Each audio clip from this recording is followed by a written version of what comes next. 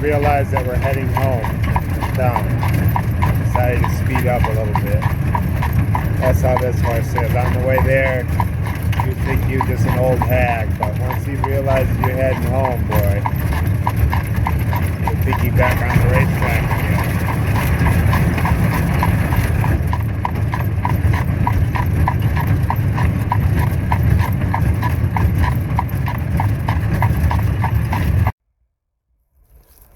Assalamu alaikum. One of the projects I've been working on this week is fixing a little fence. This is the produce garden area. Got it disked up a bit here. But as you see, the horses kind of broke some of these posts out. So that's the plan for this week, is to tighten this fence up and replace these broken posts here. And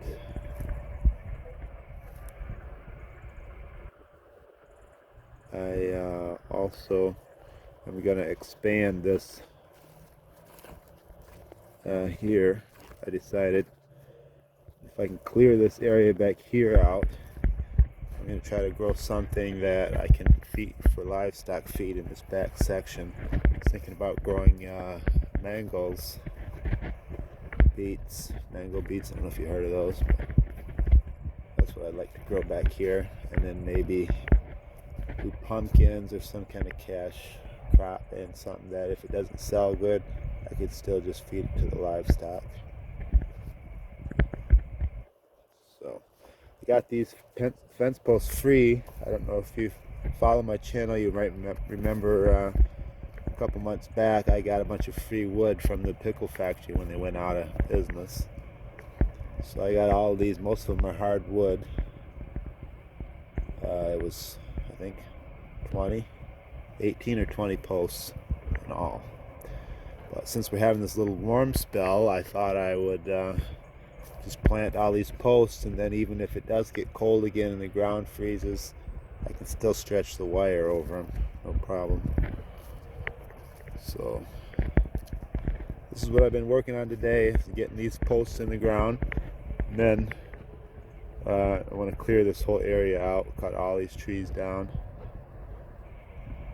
Well, I got to get a chainsaw. My other chainsaw just took a dump on me, so I'm trying to find another chainsaw here. Once I get a chainsaw, my plan is to cut all the trees out of here and then just get up. And these are all walnut trees. We got leaves from the city, and there was a bunch of walnuts in them, and they dumped them back here, and they started growing. It's kind of odd place for them to grow, but I might leave one. There's some on the other side of that pine tree in the close to the fence row. I might leave one tree. They shed a lot of leaves. It makes the soil darker, as you see right here, versus how sandy it is in some spots.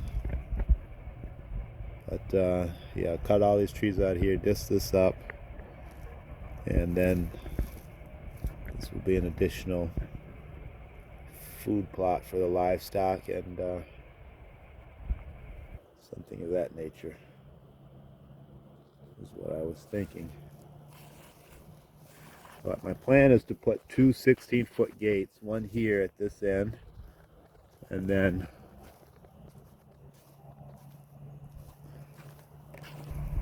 another one down here.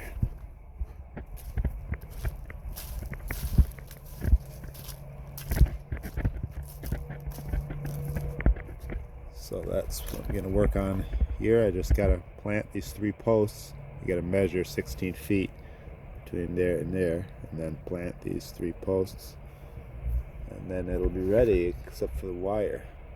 What I'd like to do eventually is, this is an apple tree right here.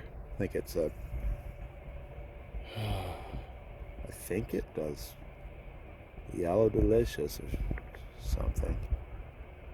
You can see some of the old apples up there. So, but anyways, I'd like to plant some more, like maybe a row of them, 2 or 3 of them here and 2 or 3 on the other side, and this would just be a row of apple trees. And it'd be neat to have maybe some peach trees or something here, but just some ideas I've been thinking of. But anyway, I'm gonna get started on this project here.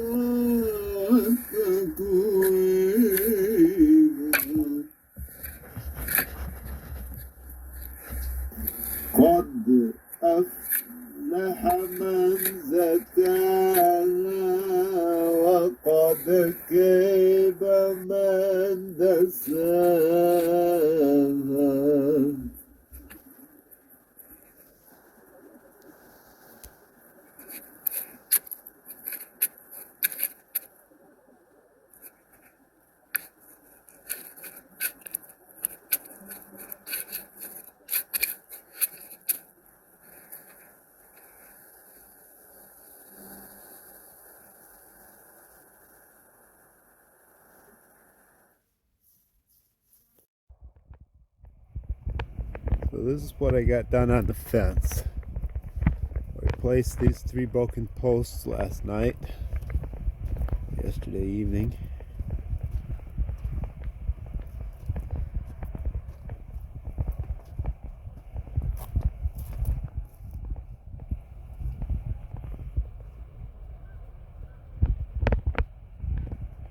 And I also have all these posts planted down here.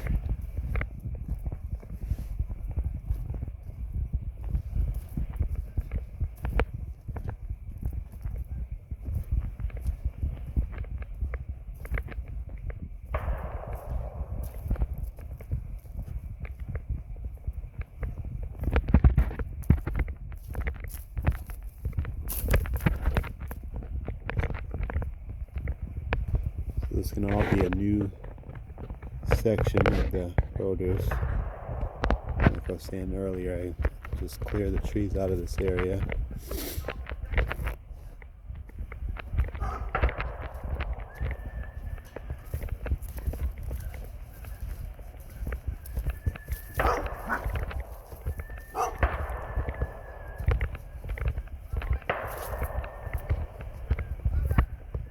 So, and right here will be a gate. I also replaced these T-posts here with some wooden posts. So this whole area will just kind of be wooden posts all around here.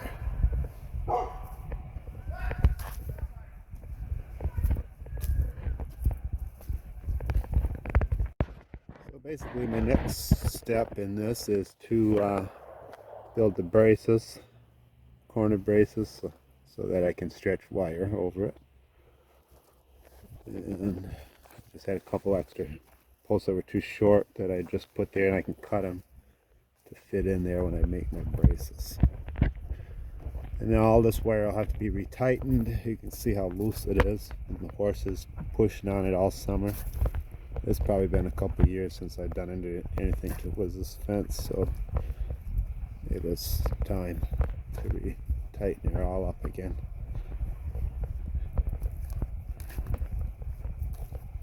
Once I get this whole line done, that'll be pretty exciting. I think it'll make the place look better. Maybe I can get one of my nephews to paint it come spring.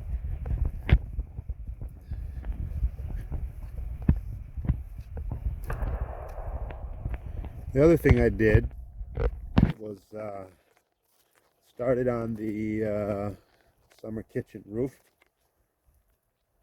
So my neighbor that does the scrapping, he brought me a whole bunch of treated patio boards that were used, of course,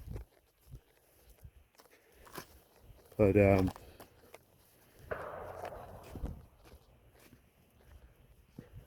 they were usable enough to reuse. Some of them were a little chipped up a little bit, but for the most part they were good enough to reuse for nailers on the roof of this summer kitchen here. I'll show you that.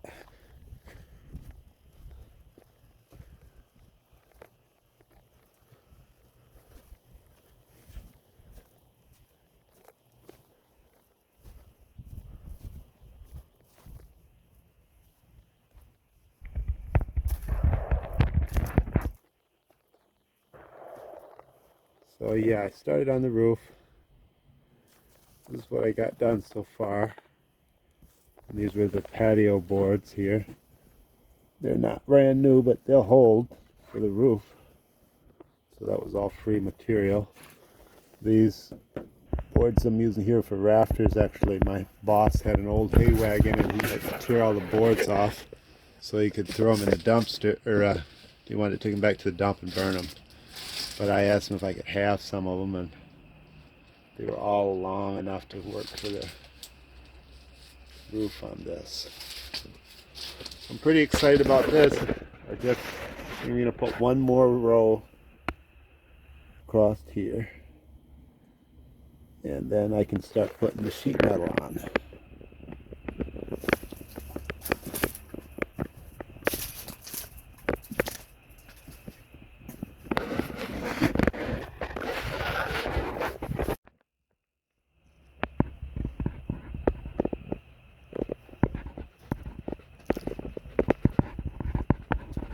There's some other things, like I also need to take these windows out, and I'm going to put them on the front instead of inside as they are right now, and then put hinges on them so in the summer we could raise them up and have a screen in there.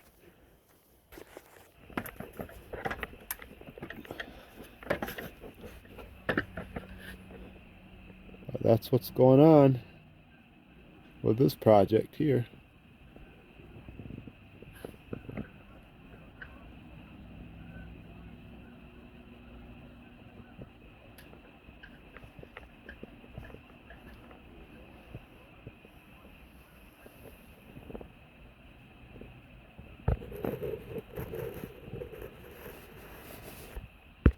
Another project I'm starting on is putting up a shelter for goats here. So I've got these 3 posts here planted, 30-foot span, and I'm just going to make a slant roof one over the fence here. So it'll just be a slant roof. I was thinking about doing maybe 15 feet wide, 15 by 30. And then the goats can go in there for the winter rather than having to go in the barn. And so this is another project. Of course, I'm starting a lot of projects, not finishing them, but my main holdup right now is I don't have a saw. Look at this idiot. Got all that stuff tangled up in his horns. And he's so hard to catch. He's not a very friendly goat.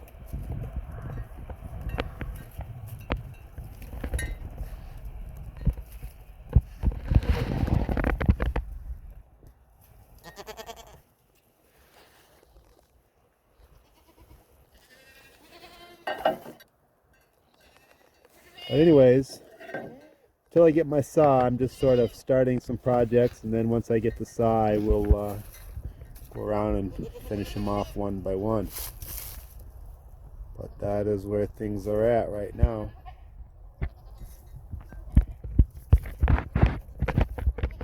Definitely loving the weather. It's not been too bad. It's been in the low to mid 30s during the day, and then the upper 20s at night.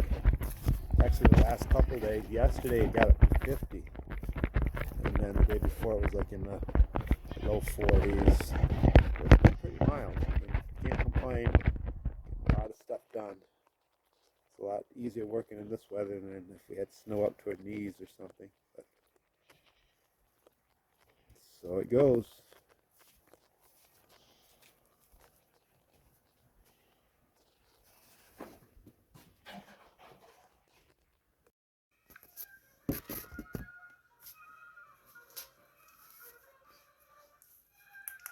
So I ran across an article I thought I would share.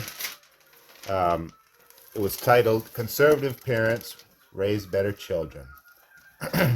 A study shows that conservative and very conservative parents are more likely to raise mentally healthy teens compared to liberal parents. This is according to research done by the Institute for Family and Gallup. A report released in February shows that by the NC Child Fatality Task Force found that youth suicide has nearly tripled in the last 2 decades. We are experiencing a nationwide mental health crisis among the youth, they say. The ISF Gallery report found that the most important factor in the mental health of teens is the quality of the relationship between their caregivers. The most successful teens were those whose parents had an authoritative style which combines affection, attentiveness to the child's needs with structure, and they required the children to be responsible, and they had a code of social conduct. In contrast, liberal parents are those who have a more permissive parenting style and are much less likely to successfully discipline their children. The study concluded that stricter, more conservative parents have higher quality relationships, and they identified this by saying that those parents had fewer arguments with their children. There was more of a warmth and a strong bond between the parent and the child. And this was felt by both the parent and the child. So separately, both the parent and the child seem to have a much stronger bond towards one another than those parents who had liberal-minded parents, or a very liberal-minded parenting style, anyways.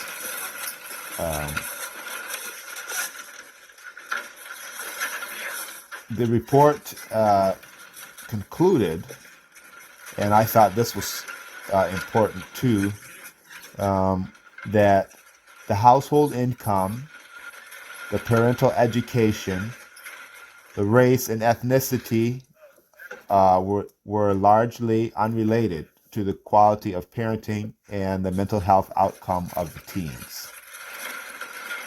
So basically, what that's telling me is that it doesn't matter how much money you make.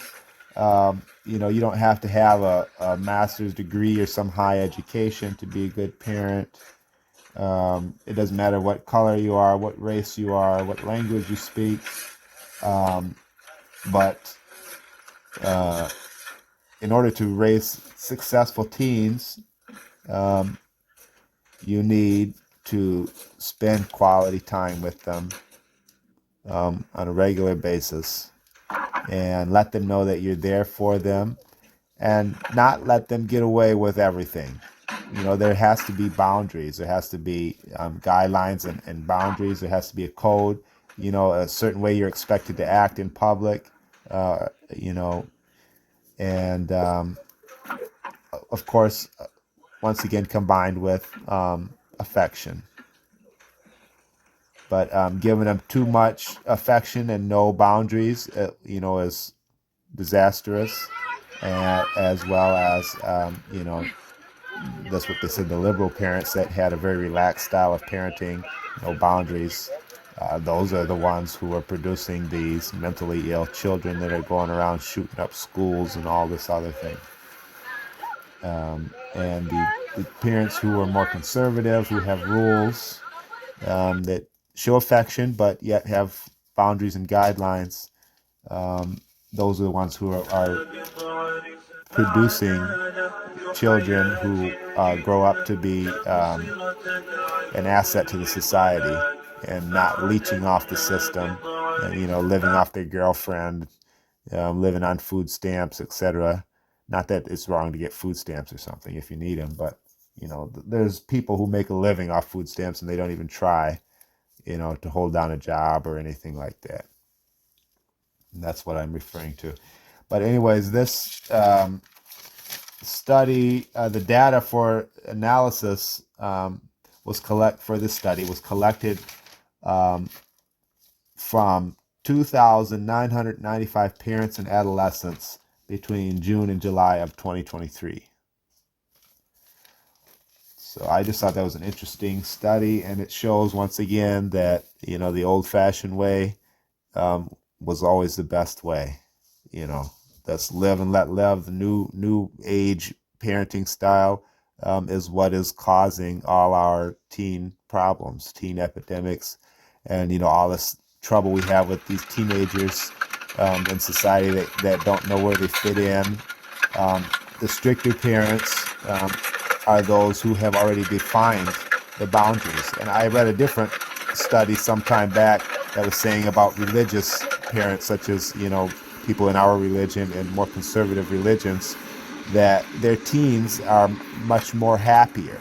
They don't fight the depression and the suicide because they already know where they fit in. Their life has already been defined. They know what's expected of them. They see their parents doing this, their grandparents doing this, and they know what their place is, where they fit in.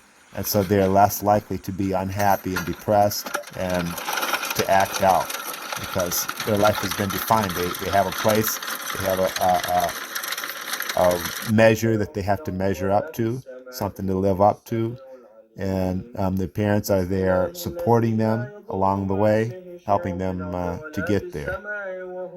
And so those teens raised by the conservative religions like this seem to be the more happier and successful teens.